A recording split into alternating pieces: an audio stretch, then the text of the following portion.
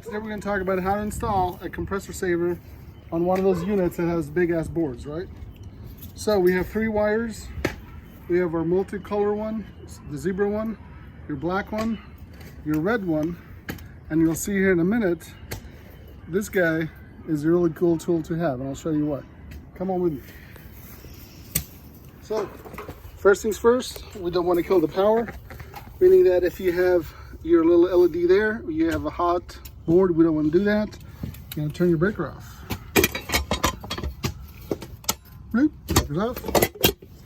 Look there, there's no longer any LEDs on, so that is a board with no power. You have a capacitor up here, we're going to de-energize that.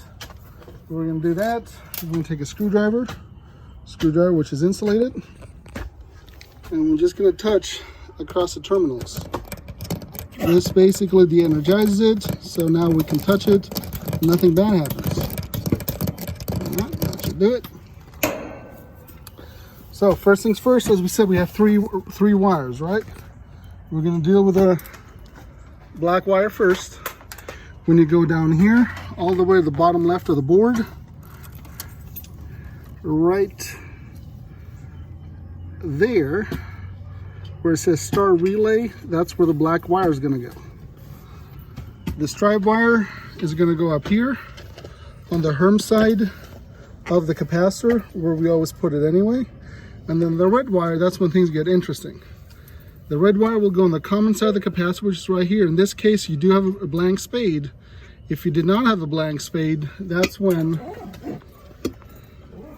this guy would come into play, since you could do this right here. Move this guy a little bit, unplug one of the 4 that are already there, put down one spade right here, and now you have 2 connections that you can put the wire you took off there and the red one on the other side. If you don't have that, don't despair. You're going to go down here where you have this red wire right here. You see how there's a screw on top of it where it says R? You're going to put the red wire, strip it back, and you're going to put it right behind that screw where it says R. Not the common one, because that's where your star relay go. The red one is going to go right on that screw right there. So I'm going to quickly install it, and I'll show you the end product. So this is going to be the finished product. As we kind of talked about before, the black wire for the star kit is going to be all the way in the bottom, right there was the star relay. The red one, in this case, we had a capacitor that had a spare one. On the common side, we put that there.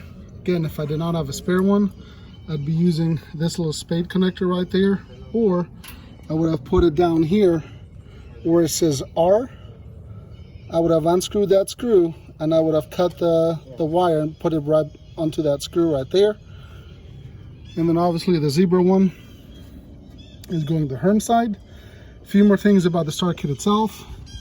The capacitor can be upside down, sideways, or anywhere you want it, as long as those contacts don't touch metal, so we're good here.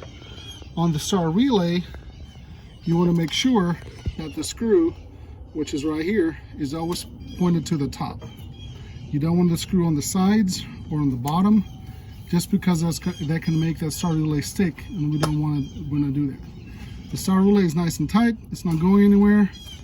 The capacitor is nice and tight. We've cut the zip tie back a little bit to make it nice and pretty. The only thing that's loose is going to be the wires themselves.